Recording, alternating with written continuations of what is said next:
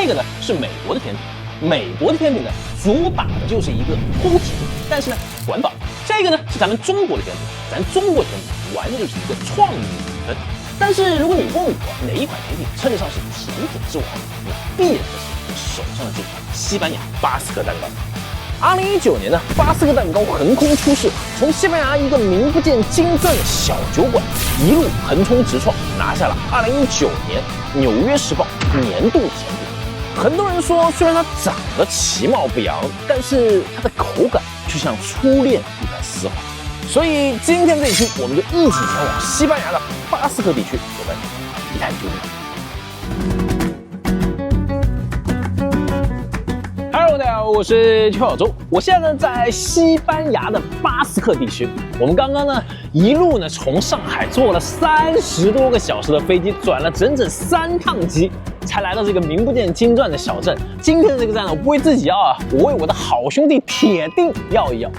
1万多公里就换你们手上的一个站 ，OK 不 OK？ 整个这个小镇一走进来之后呢，给我的感觉就是这个地方呢充满浓浓的历史感。你们看，它这个墙面上面呢布满了这种青苔，地面的铺装用的也不是水泥地，而是当年的那些石块。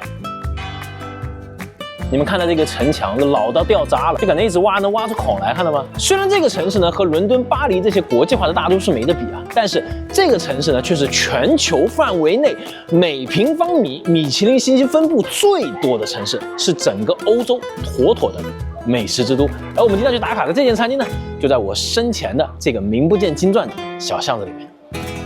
我身后的这间小店呢，就是我们今天要来打卡的这家全球第一甜品巴斯克蛋糕的发源地。给你们看后面有多少人在排队，来到这里吃饭的人呢，手上呢必须得拿一个巴斯克蛋糕，而且呢里面呢也没有什么位置，所以呢大家呢都拿着蛋糕，然后站在外面吃。如果你真的是一个很喜欢吃甜品的人的话，这个地方呢真的是你来到巴斯克地区必须要来朝圣的这么一家店。其实整间餐厅走进来之后呢，你会发现它很有意思，因为它分了2个区域，那边呢是专门用来吃巴斯克蛋糕的，里面的这块区域呢是所有的位置都需要提前预定的。进来之后呢，你还可以正经的用餐。Can I get the grilled king prawns and also have the bombing rib steak? I wanted the whole cheesecake and also have one. Do it here. Yeah, do here.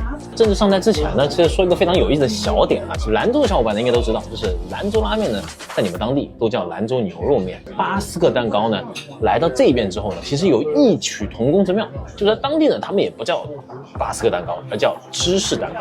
大家都知道啊，九九呢对甜品其实并没有非常的感冒，所以我非常好奇的就是，对于我一个都不怎么爱吃甜品的人来说，这家餐厅的巴斯克蛋糕到底能不能惊艳到？好，我们今天的2道前菜之一来了啊，烤虾。我给你们看看它有多大的分量，这一只虾的大小的有我半个手掌这么大。哇，它这个虾呢是已经开过背了，上面能看到那种淡淡的盐粒，烤完了之后呢，上面表皮还非常的 juicy， 看到吗？超级新鲜，那个虾肉非常的 Q 弹，真的烤得巨香。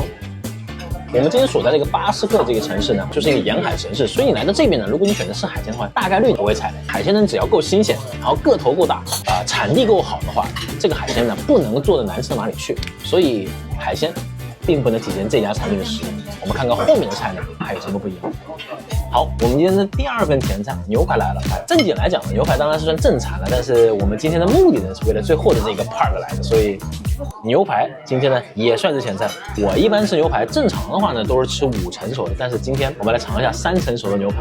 3成熟的牛排呢，表面这一层是熟了，但是中间的这一层呢，大部分还都是生的。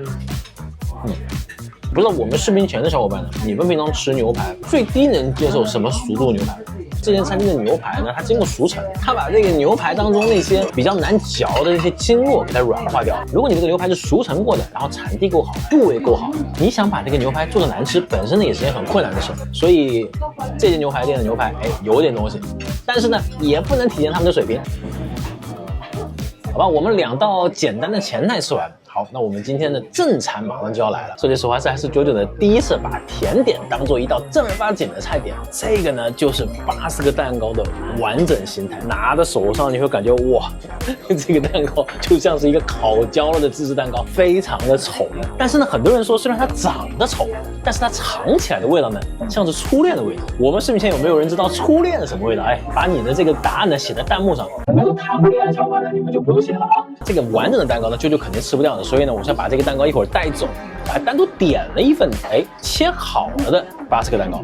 这家店最伟大的发明呢，就是把芝士蛋糕的内心经过他们自己的独家的秘方做了大量的改良，发明出来这种可以流心的芝士蛋糕。尝一尝，我来了啊！哎，我不知道你们最近有没有看过那个韩国霸道总裁吃饭，我来模仿给大家看看啊。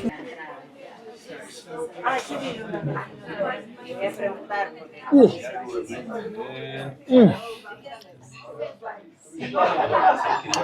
哇，我跟你说，真的不是演的，真的很好吃。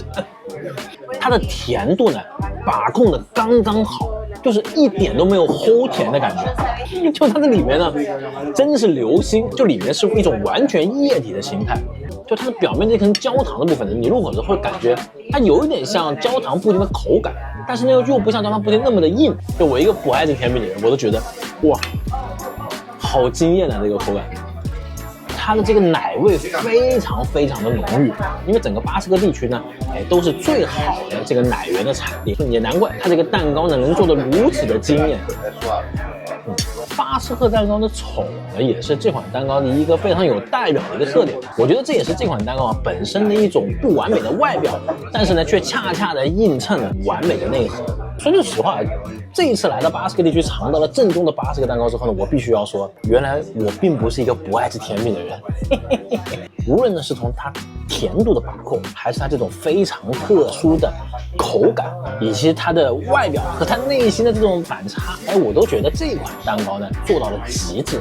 所以我现在突然能理解为什么这款蛋糕从它出世就立刻拿下了年度的甜品之王，然后一直持续到今天，它都连续6年火爆全球。真的很希望把这款蛋糕带给你们尝一尝。好，那我们最后呢这份账单来了，点了2份前菜，另外呢还点了一个完整的巴斯克蛋糕和一份单独的小份的巴斯克蛋糕，总价呢是116块5毛，单位呢是欧元。